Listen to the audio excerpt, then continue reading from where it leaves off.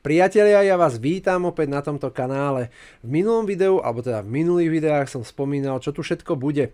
Vlastne budeme sa zaoberať hlavne tou mojou výrobou, ale celkovo aj technológiami, robotikou a všetkému, čo s tým súvisí. AI, software, hardware. Preberieme si, čo sa dá, čo mňa zaujíma. Dúfam, že aj to, čo vás vlastne zaujíma z tohto. Dúfam, že aj preto tu ste. A dneska by som vlastne rozbehol takú novú kategóriu videa. Táto kategória bude vlastne zahrňať moju reakciu na videá, filmy, hry, udalosti, na čokoľvek, ale čo úzko súvisí s technológiami, s 3D printom, s AI-kom, s robotikou, vlastne so všetkým, čomu sa na tomto kanále chcem venovať. A tento raz som si zobral do úst, doslova, 5 nocí u Freddyho, určite poznáte, teraz bežal film, 2, na ktorom som bol aj v kine, mimo iné. Ale nejde to byť reakcia na film, ani na hru dokonca, z ktorej to vychádza, ale na reálnych animatronikov, ktorí naozaj existovali a existovali vlastne až do konca roku 2024. Takže si poďme povedať vlastne, aký je rozdiel a aké to je prílišné sci-fi 5 nocí u Freddyho, pretože až také sci-fi to nebolo, ale aj pre intro.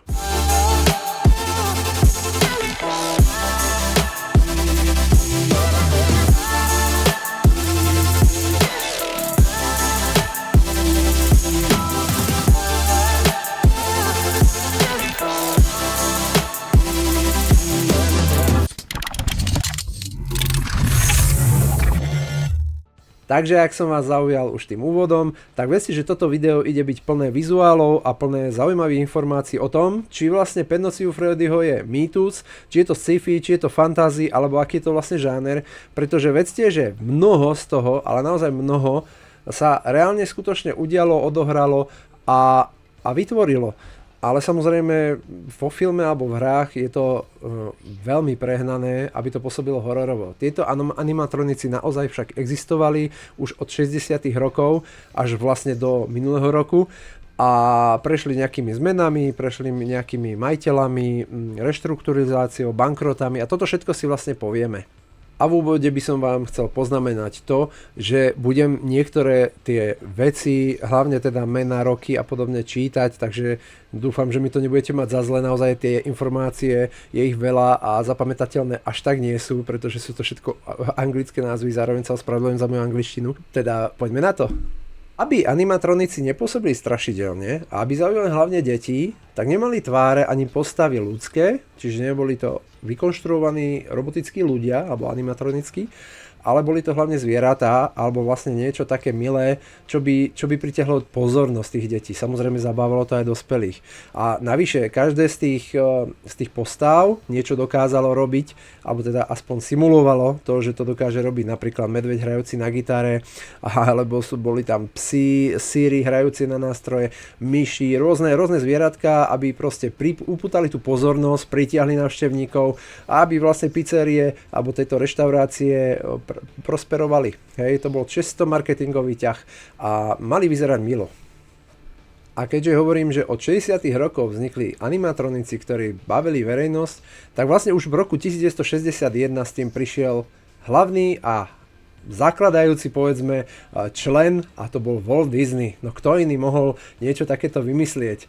Walt Disney vymyslel pojem audio animatronics, čiže vlastne pohybujúci sa roboti, povedzme, na tú dobu, ale slovo robot je vlastne českého pôvodu, takže oni to volali animatronici a audio pretože buď hrali, spievali alebo rozprávali vtipy. Akokoľvek vlastne museli upútať tú pozornosť tých ľudí a tých detí. Walt Disney sa inšpiroval malým mechanickým vtáčikom, ktorého našiel v antikvariate v New Orleans. Tento jednoduchý hrací stroj ho fascinoval natoľko, že kúpil a nechal svojich inžinierov, aby ho rozobrali a zistili, ako vlastne funguje. A už v roku 1963 Disney predstavil svetu Enchanted Tiki Room, začarovaná izba Tiki, ktorá vlastne funguje dodnes, len už je samozrejme prerobená na moderný spôsob. Bola to atrakcia plná spievajúcich mechanických vtákov. O rok neskôr na svetovej výstave v New Yorku, vlastne v rokoch 1964 a 65, šokoval návštevníkov životne veľkou, pohyblivou figurkou Abrahama Lincolna, ktorá dokázala hovoriť a gestikulovať takmer ako skutočný človek.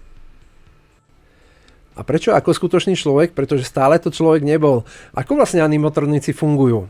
Predstavte si animatronika ako kombináciu loutky, ktorá je zavesená na nejakých špagátoch, robota a nejakého umeleckého diela a celé to zmiešate dokopy s nejakou vtedajšou alebo aktuálne dostupnou technológiou. Samozrejme 60. a 70. roky poskytovali, čo poskytovali.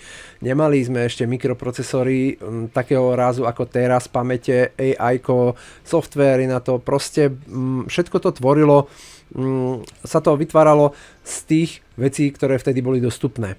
Vlastne, ale ich stavba už vtedy pripomínala skutočné telo. Kostra, tzv. Endoskelet, bola vnútorná konštrukcia zo železa, hliníka, plastu alebo dreva dokonca, tvoriaca ten základný rámec tej postavy. Je to vlastne taká hydraulické, valce a ktoré zabezpečovali pohyb. Komponenty fungovali svaly. Systém, čiže mali vykonávať, tak to boli vlastne siete káblov, ktoré prepájali všetky tieto vlastne príslušenstva, všetky tieto periférie tejto postavy. A vlastne celé to dalo dokopy vlastne pohyblivosť a funkcionalitu ako pomaly v živom organizme. Samozrejme, na prvý pohľad človek vedel, že človek to není. Dneska už je to ťažšie rozlíšiť, keď vidíme, aké roboty predstavujú na výstavách aktuálne firmy, ktoré budú humanoidov, hej.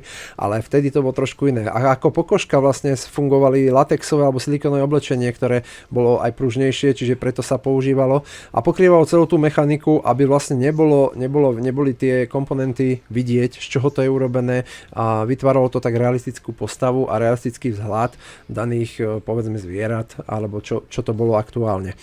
Takže často to bolo doplnené nejakou kožušinou, perím alebo kostýmami, klobúkmi a podobne, aby vlastne pozakrývali čo mohli a aby nemuseli robiť úplne detailné napríklad ruky, i keď niektoré samozrejme postavy ruky mali, ale každá postava bola inakšie naprogramovaná, inakšie fungovala a v prvých vlastne rokoch tie postavy ovládali ľudia niekde v pozadí, v podstate za scénou a až následne sa im dávali nejaké pamäťové prvky, aby dokázali určitý pohyb robiť sami mechanicky, len to bolo proste naprogramované a napriek tomu za tou scénou tí ľudia stáli, aby to mohli olejovať, aby na to mohli dozerať, aby to fungovalo. Čiže tie roboty tí animatronici nikdy nefungovali úplne, že sami. Možno až v tých neskorších rokoch, ale v tých 60. 70. rokoch určite nie.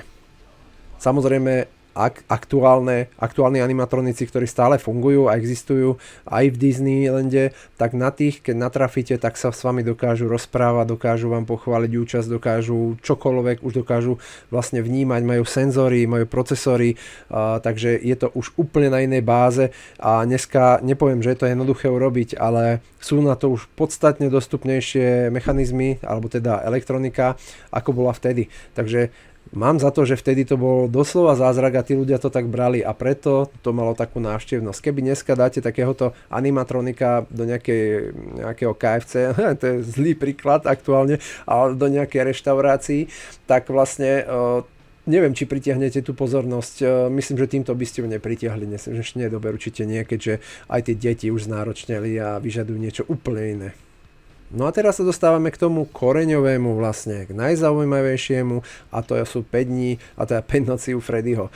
V roku 1977 Nolan Bushnell, vlastne spoluzakladateľ legendárnej hracej spoločnosti Atari, otvoril v San Jose v Kalifornii prvú reštauráciu s názvom Chuck E. Cheese Pizza Time Theater. Bushnellová vízia bola jednoduchá, no revolučná. A vytvorí miesto, kde môžu rodiny jesť pizzu, ako som spomínal, deti sa hrať arkádové hry, vlastne preto tam mal Atari, a všetci sa mohli zabávať pri tých predstaveniach animatronikov, čiže to bola taká trojkombinácia. Bushnell sa vlastne inšpiroval tým Disneym a jeho atrakciou Enchanted Tiki Room. Povedal si, že to by bolo skvelé mať takéhoto maskota u seba v reštaurácii a zároveň propagovať svoje Atari mašiny. Keď objednal kostým Kojota pre svoju hlavnú postavu, ktorú mal vlastne on akože predstavovať, zistil, že to v skutočnosti bol kostým potkana. Tak sa zrodil vlastne Chuck E. Cheese, myš, ktorá pôvodne mala akože len hádzať vtipy, čiže hovoriť vtipy a držala v ruke cigaru. Čiže nemala nejaké extra pohyby, že by hrala na nejaký nástroj a podobne. Prví animatronici vlastne v Pizza Time Theater boli jednoduchí. Boli zavretí v určitých takých okienkách, neboli to úplne celé postavy, boli to ako keby portréty v obrazoch, dá sa povedať, v obrazových rámoch postav zavesené na stenách. Si spievajúca skupina pôvodne zahrňala Chucky E. Cheese, to bol vlastne hlavný spevák, Krusty Cat, neskôr nahradený Mr. Munchom, Jasper Toles, vidiecký pes hrajúci na banjo, Pasquale, to bol taliansky šéf-kuchár, Helen Henny, sliepka, tu viacerí možno poznajú práve, ktorá sa dozachovala tá podobizeň do tej hry Päť nocí u Freddyho a aj do filmu Päť nocí u Freddyho. Dwarblets, trio spievajúcich strák, a tí sú vlastne, alebo teda boli neboli až tak zmenení a vlastne donedávna stále v niektorých tých prevádzkach fungovali. Takže toto bol taký zoznam 6 hlavných postav neboli to ešte javisko, boli to v takých obrazoch, ktorí vlastne plnili tú zábavnú činnosť popri tom jedení, tej pice a popri deťoch, ktorí si hrali s tými Atari mašinami, ktoré vtedy vlastne možno aj vďaka tomu dostali takýto celosvetový boom a dnes každý retro gamer Atari pozná. No ale Chuck nebol sám na trhu. V roku 1980 samozrejme prišla konkurencia. Objavil sa rivalský reťazec Showbiz Pizza Place. To už je trošku známejšie. A ten mal ešte pokročilejší animatronikov. Pokročilejší boli v tom, že už to boli celé postavy, ktoré stáli na vysutom pódiu. Takže už to neboli len nejaké tie postavičky v rámoch obrazu, ale naozaj išlo o vyspelejšie, lepšie, prepracovanejších animatronikov. Tento reťazec založil Robert Brock v spolupráci s geniálnym vynálezcom Aaronom Fetcherom. Možno niekto jeho pozná. A jeho firmou vlastne Creative Engineering. A Fetcher vytvoril najlepšiu animatronickú skupinu svojej doby. The Rock a Fire Explosion. A to je vlastne to, čo najviac je známe z tejto celej histórie animatronikov a čo sa zachovalo vlastne aj do hry, aj do filmu. Rock a Fire Explosion boli životne veľké postavy, schopné úžasných realistických výrazov tváre, takže tam boli dokonca prepracované aj tie tváre. Niektoré dokonca vedeli skutočne hrať na jednoduché melódie na nástroje alebo rozprávať. A Billy Bob Broccoli bol vlastne ako keby maskot, hnedý medveď, ktorý vlastne bol maskotom Showbiz Pizza.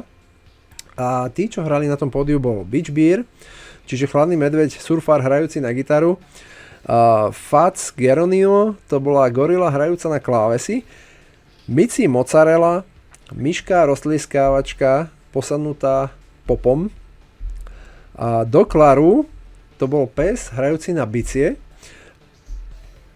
Rolfe de Wolfe a R, vlastne to bol vlk a jeho bábkový spoločník, a na záver Lonnie Baird, vtáčik v súde oleja. A vlastne mám pocit, že tento Lonnie Baird bol akože tiež prevzatý z animovanej rozprávky Looney Tunes. To bol ten Mig a ten vlk a teda ten kojot, čo ho naháňal. Takže tam bola kooperácia, pretože táto rozprávka vlastne vznikla tiež v nejakých, tuším, až 50 rokoch. Čiže všetko toto je viac než 60-70 rokov stará história a už vtedy to bolo zaujímavé na tento smer. Showbiz Pizza vlastne dosiahli masívny úspech. Ich animatronici boli vysoko nad konkurenciou, plné telesné postavy namiesto jednoduchých portrétov vlastne boli jednoznačným víťazstvom. Hej. A v roku 1980 Bushnell podal žalobu na Brocka za porušenie zmluvy, pretože samozrejme vynálezci, teda tvorcovia spolupracovali, ale raz, keď niekto vyjde oveľa vyššie ako ten predchozí, tak proste nastane problém. No a teda za porušenie zmluvy bol Brock zažalovaný, a vlastne Brock ho kontražaloval, že vlastne on prišiel s úplne inou verziou animatronikov, nekopíroval ho, prišiel s inými, prišiel s lepšími a tým pádom to bol ako keby jeho vlastný vynález a nebol ako, už vtedy vlastne sa bojovalo o tento copyright. No a súdny spor trval viac ako 2 roky a stál obidve strany obrovské prachy. Pád impéria bol jasný. V roku 1984 Chuck E. Cheese Pizza Time Theater vyhlásil bankrot. V zvláštnom zrate udalosti Showbiz Pizza kúpilo tohto konkurenta za $35 miliónov, čím získalo monopol. Nasledujúce roky boli komplikované, Showbiz prevádzkoval obe značky súčasne, až kým koncom 80. rokov nevypukol spor medzi Showbiz a Creative Engineering. Showbiz chcel, aby Fetcher podpísal všetky práva na Rock a Fire Explosion, čiže na všetkých animatronikov bez finančnej kompenzácie. Fetcher to odmietol. V roku 1990 Showbiz spustil koncept Unification a vlastne proces premeny všetkých reštaurácií na jednotné, aby proste ľudia z toho neboli vlastne v prdeli, že kde čo kto má a kde vedia čo vidieť, tak vlastne unifikovali to celé, urobili z toho proste Rock a Fire Explosion reštaurácie s postavami, ktoré boli vlastne v tej konkurenčnej časti, čiže s tými lepšími postavami a vlastne ostalo to viac menej na 5 postavách. Vo finále Billy Bob sa stal Chuck E. Cheeseom, Doug LaRue sa premenil na Pasquale, čiže tam sa to spojilo, Beach Beer na Jaspera, Fats Geronimo na Mr. Mancha a Mici Mozzarella na Helen Henny. Helen Henny je vlastne tá sliepočka, hej, ktorá je známa už aj v novom, teda v hrách a vo filme, ktorú poznajú ľudia. A vlastne do roku 92 bola transformácia kompletná, Showbiz Pizza tým pádom prestalo existovať a trvalo to nejaké 10 ročia a animatronici boli veľmi úspešní. No časy sa zmenili. V máji 2024, čo je vlastne minulý rok v máji, Chuck E. Cheese oznámil, že do konca roka 2024 ostráni všetkých animatronikov. Zo všetkých svojich 400 pobočiek, okrem 5. Dôvod bol, že deti už sa nepozerajú na tých animatronikov. Deti zaujímajú interaktívne obrazovky, interaktívne podložky, živých maskotov uprednostňovali. Proste tie kostýmy maskotov už boli oveľa lepšie ako samotní animatronici a tým pádom dokázali samozrejme maskoti robiť toho ďaleko viac, čo sa týka nejakého programu či improvizácie. Podľa bývalého CEO Toma Levertona deti sa prestali proste pozerať na animatronikov už pred rokmi. Čakali ale, kým vyjde nejaký živý Chuck. Hej. Takže to sa nestalo a do decembra 2024 ostala len jedna pobočka v Northridge v Kalifornii, kde vlastne to bolo ako vlastne prezenčne a kde vlastne stále vystupuje tá pôvodná partia. Toto miesto malo byť také pútnické a nostalgické pre tých skalných fanúšikov a neviem, či aj to nakoniec nezavreli, to som sa vlastne už nedočítal. Čo sa vlastne skončilo, tak sa začalo. Takže animatronici skončili, ale začala sa digitálna éra. Niečo skončilo, niečo sa začalo. V roku 2014 nezávislý vývojár hier Scott Kempton vlastne vytvoril hru, ktorá navždy zmenila priemysel hororu, alebo teda hororových hier, 5 nocí u Freddyho. Tá sa odohráva v opustenej pizzerii Freddy's Fazbear Pizza, kde hráč prežíva rolu nočného strážnika, ktorý musí prežiť pred animatronikmi, ktorí ožili a chcú ho zabiť. Hej. Samozrejme, pôvodne táto hra nemala byť hororová. Totiž Kempton nechtiac vytvoril hororových animatronikov, keď kritici jeho predchádzajúcej rodinnej hry Cheaper and Sons Lumber Co. povedali, že jeho roztomilé postavy vyzerajú desivo. A tak si zobral vlastne túto kritiku k srdcu a vytvoril hru, ktorá naozaj bola hororová a mal úspech. Využil túto kritiku, čo je úplne super. Čo sa týka FNAFka, čo je skrátka Five Nights at Freddy, tak priama inšpirácia a skutočný rozdiel, ktorý vôbec nie je vymyslený, alebo ktorý teda je na báze porovnania skutočnosti a hry, je to, že Fazbear Entertainment v hre jasne pripomína že tieto reťazce Showbiz Pizza a Chuck E. Cheese. Rivalita vlastne medzi Williamom Aftonom a Henrym Emilim v príbehu zrkadlí úplne reálnu situáciu a reálne súperenie medzi Bushnellom a Brockom. Vlastne medzi najväčšími konkurentmi v reálnom živote. Hej. Ďalšia vec, ktorá sa v skutočnosti stala a zároveň možno trošku vnáša ten prvok hororu naozaj do tejto série hier aj filmov, je to, že na mieste na jednom mieste z týchto reštaurácií sa odohrala naozaj tragédia. V decembri v roku 1993 v Aurora v Koloráde v pobočke Chuck E. Cheese sa odohrala streľba, pri ktorej bývalý zamestnanec zabil 4 osoby priamo v reštaurácii. Hoci Kempton nikdy nepotvrdil priamu inšpiráciu, čo sa týka hry, tak mnohí fanúšikovia vidia tieto paralely a vlastne bol to možno nejaký taký stupienok na to, ako vybudovať hru, ktorá by mohla byť hororová. Samozrejme, je potrebné aj povedať to, že animatronici v tých 60 70 rokoch vyzerali ako vyzerali. Ako bola to na tú dobu najlepšia možnosť alebo najlepšia technológia, aká bola použitá. Napriek tomu po rokoch aj údržby, aj napriek tomu, že sa o ne starali, tak proste táto technológia vypovedala.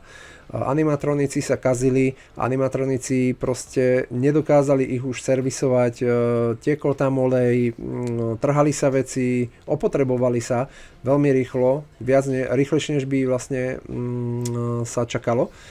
A začali mať aj problémy s tým, že vlastne občas mali nejaké tie, pri tých predstaveniach nejaké tie výkyvy, urobili pohyb, ktorý nemali, vlastne niečo im ovisla im ruka a nemala a podobné veci. Proste začali sa jednoducho kaziť.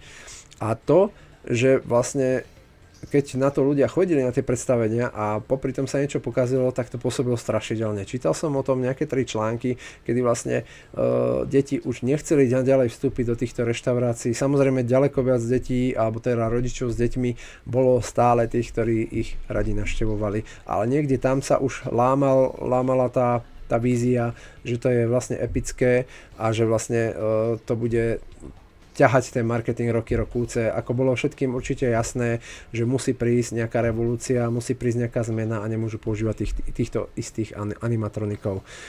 Takže každý kto ako dieťa vlastne navštívil Chuck E. Cheese, vie, že aj tie roboty mohli na tie deti pôsobiť desivo. Napriek tomu, že mohli mať úsmev, ale proste hýbajúce sa oči, ktoré mohli sa sem tam šklobnúť nejako, mohli pôsobiť úplne, viem si to predstaviť na mojich deťoch, ako by to pôsobilo, keby vlastne teraz sa niekde takto dostanú, že čo by na to povedali. Takže ich poškodené vlastne nejaké časti a divné pohyby a prázdne pohľady vytvorili tiež takýto hororový vzhľad, čo mohlo byť ďalšou inšpiráciou pre vytvorenie tejto hry a následne filmu. No a potom sú tam tzv. Urban legendy. A totiž to po zatvorení týchto prevádziek mnohé zdemolovali, mnohé nahradili iné prevádzky alebo iné obchody, alebo proste tam je už dneska úplne niečo iné. Niektoré zostali, niektoré naozaj medzi rokmi 85 a 90 stále povedzme ostali, chátrali a stali sa miestom návštev takých tých lovcov opustených miest, ak to poznáte. A mnohí z nich aj vo svojich vlastných videách, aj v nejakých reelsoch spomínali, že keď na takýchto miestach boli, a to bolo ešte samozrejme predtým, než vznikol film, možno aj prvá hra, tak vravili, že z toho miesta ide strach a necítili sa tam veľmi dobre. A napriek tomu, že vlastne to bola stále tá pizzerka, ktorá bola ale zavretá a tie miesta pôsobia pochmúrne už aj keby tam žiadni animatronici nikdy neboli. Mňa by tam osobne asi nikto nedostal do nejakých takýchto strašidelných miest alebo teda opustených miest, kde zvlášť ak sa tam niektorých z nich stála nejaká tragédia. Takže čo sa týka tohto, tak toto tiež mohlo nejako prispieť pri tej tvorbe hier, alebo teda, áno, tých hier je 5, takže pri tvorbe hry, ktorá má 5 dielov, že vlastne to pôsobilo dosť strašidelne. A na záver k tomuto poviem iba to, že vlastne animatronici nikdy nezmizli. Dneska sú to roboti, humanoidi. Ja si myslím, že síce títo, čo sú dneska, majú plniť nejaký účel, majú pomáhať v domácnosti, majú pomáhať vo výrobe alebo podobne, alebo niekde, ja neviem, v armáde, ale pre zábavu boli vynájdení, vidíte, že už v 60. rokoch a tí dnešní využívajú už úplne iné veci, samozrejme, vyzerajú lepšie, využívajú umelú inteligenciu pre tú prirodzenú interakciu, strojové učenie, hej, pre zlepšovanie tých jazykov, to už dneska není žiadny problém v dobe ChatGPT, Gemini, Perplexity a podobných. Senzory kamery, dneska máte milión senzorov, máte lidar, máte kadečo, proste, čo je technologicky špička a viete to do týchto vlastne robotov napchať všetko. Máte tam pokročilé servomechanizmy, ktoré nepočuť, nevrzgajú, ktoré sú tichučké, majú plynulejší pohyb, nemajú ho trhaný. Máte spätnú väzbu od nich, hej, to čo dovtedy vlastne nebolo.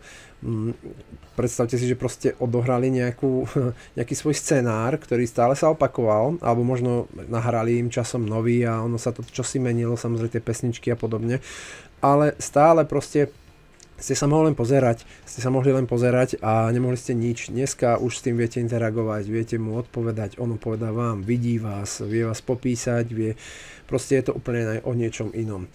A vlastne so zakladateľom, s prevádzkovateľom tejto značky v roku 2024 sa robil rozhovor, kedy vlastne on oznámil, že to budú zatvárať, že vlastne on to tuším v maji 2024 oznámil, že to postupne budú zatvárať a budú sa pripravovať na nejaký ten rebranding, kedy budú zrejme niečo nové robiť.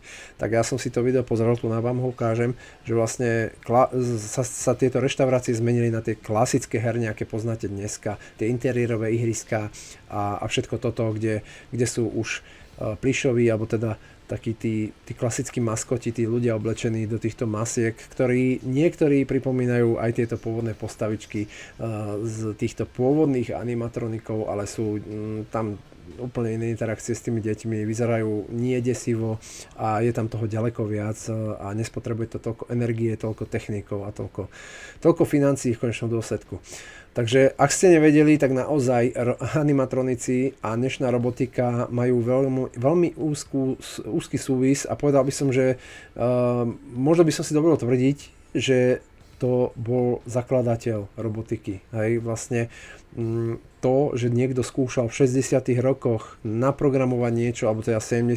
naprogramovať niečo, čo sa samo hýbe, čo niečo vie urobiť, čo vydáva zvuk, čo robí pohyb, čo klipe očami, klipe viečkami, to bolo niečo úžasné v tej dobe, už si to viem predstaviť v tej dobe. Takže dneska, ak má byť nejaký humanoid vyvíjaný nejakou, či už čínskou alebo hociakou spoločnosťou a má stať pár tisíc eur, ja som s tým v pohode, akože je zaujímavé, že sa ľudia priečia robotom, ale v 60. rokoch to brali ako srandu, ako zábavu a keď to už má pomáhať, už to má byť len sranda, tak už je to zlé. No. Takže toto je taký zase taká moja vsúka do tohto celého, že ja to až tak tragicky nevidím. A dúfam teda, že sa vám nejaký takýto koncept páčil videa. Ak nie, kľudne mi to napíšte, ak hej, tiež mi to napíšte, budem rád za odber. Sem tam niečo takéto dám, ak niečo vyjde, či už to bude hra, film, či už sa niečo udeje vo svete, čokoľvek, čo ma zaujme a bude mať spojitosť s technológiami, bude to mať spojitosť s tým, čo robím ja, alebo čo mňa zaujíma. Veľmi rád o tom niečo poviem, pretože naozaj, keď som teraz bol na tomto filme, vlastne na druhej časti, tak som zistil, že každý to má, že sci-fi, že to by nikdy nemohlo fungovať. No áno, ono to fungovalo. Áno, animatronici nezabíjali deti, ani ľudí, ani strážcov, ale proste reálne existovali. A reálne vyzerali viac menej podobne ako v tom filme, alebo ako v tej hre. Takže je zaujímavé, že mnohí ani nemajú naštudované, ako robotika vznikla a ako bola aplikovaná a aké snahy za tým boli a ako fungoval marketing. Takže toľko k tomu. Ďakujem za zliadnutie. Dajte prosím odber, ak vás toto zaujíma a vidíme sa pri ďalšom videu. Čaute.